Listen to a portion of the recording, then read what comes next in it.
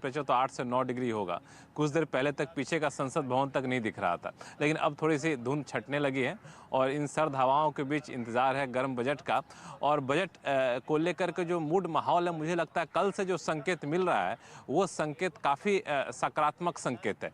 कल जब प्रधानमंत्री ने कहा कि समाज के सभी तबकों के आकांक्षाओं को पूरा करने वाला बजट होना चाहिए, तो अब लग रहा है कि शायद ये जो है सो बजट काफ़ी लोगों के लिए उपयोगी साबित होने वाला है। और बजट को लेकर के 1 से 12 फरवरी तक जो है सो पूरा देशव्यापी अभियान चलाया जाएगा बजट पर चर्चा के लिए। बजट में जो भी ऐलान किए गए हैं उसको लोगों तक पहुंचाने के लिए ये फैसला कल देर शाम लिया गया। इसका मतलब है कि बजट में बहुत कुछ ऐसा होने वाला है जिसका नाता रिश्ता आम लोगों से है, चाहे टैक्स पेयर के मोर्चे पे हो, नौकरी पेशा लोगों के लिए हो, मध्यम वर्ग को लुभाने के लिए हो। ये इंपॉर्टेंट जिस्ट है इस बार की, ये लास्ट बजट है, फुल फ्लेज बजट जो आना है 2024 के समर्स में, गर्मियों में, वो जो आम चुनाव आने हैं उससे पहले।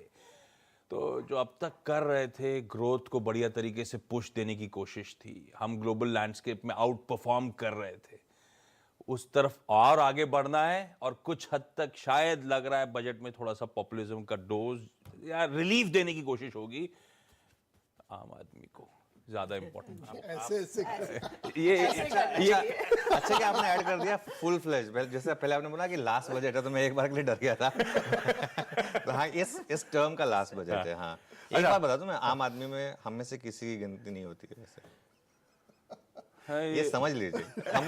हम में से किसी की गिनती नहीं होती है आम आदमी में। ये पिछले 9 साल में तो समझ जाना चाहिए था। अनुज, आशीष बेसिकली कह रहे हैं, देखिए जिसको टैक्स का पेन होता है वो आम हो गया। हाँ, बिल्कुल। और पेन बहुत तगड़ा है टैक्स का। क्या जब आदमी 2 हफ्ते पहले से सैलरी के इंतजार करने लगे, समझ लीजिए पेन बहुत ज्यादा है।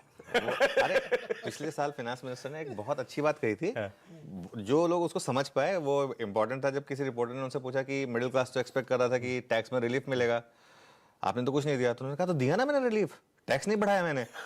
ये बहुत बड़ी स्टेटमेंट थी।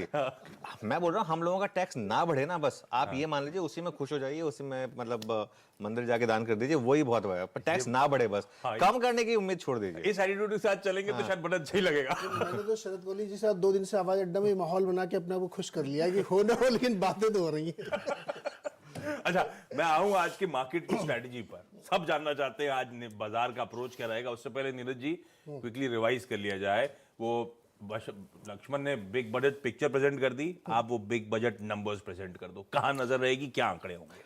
वेरी क्विकली देखिए, अमृतकाल का बजट ये पेश किया जा रहा है और इसमें आपको 25 साल आगे तक की झलक मिलेगी। तो 4 नंबर आपको ध्यान रखने जिसके आसपास बजट होना चाहिए। टोटल बजट का साइज 43 लाख करोड़ या उससे 50,000 करोड़ ज्यादा होना चाहिए। 43 साढ़े 43 लाख करोड़ का बजट होना चाहिए, जो पिछली बार से 2 लाख करोड़ ज्यादा होगा। टैक्स कितना कलेक्शन होगा, इस बार का अनुमान है कि 27 लाख करोड़ के आसपास का टैक्स का प्रोजेक्शन रखना चाहिए FY24 के लिए, जो पिछले साल से ज्यादा होगा और ये बजट एस्टिमेट से भी काफी ज्यादा होगा। तीसरी चीज आपको ये ध्यान रखनी है कि फिस्कल डेफिसिट कितना होगा।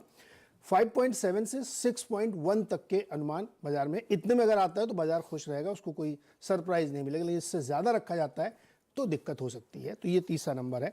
चौथा नंबर आपको याद रखना है कि बोरोइंग कितनी, सरकार उधार कितना लेती है इस डेफिसिट को कम करने के लिए। तो अनुमान है कि 16 लाख करोड़ होना चाहिए, जो पिछले साल के बराबर ही होगा। पिछले साल भी लगभग इतना ही नोट लिया था, हालांकि पूरा कंज्यूम नहीं किया अभी तक, केवल 84% तक के आसपास ही लिया गया है।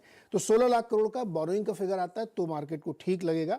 और कैपिटल एक्सपेंडिचर पिछले साल 7,40,000 करोड़ था, इस साल लोग अनुमान लगा रहे हैं कि 8.5-9 के बीच में कहीं होना चाहिए।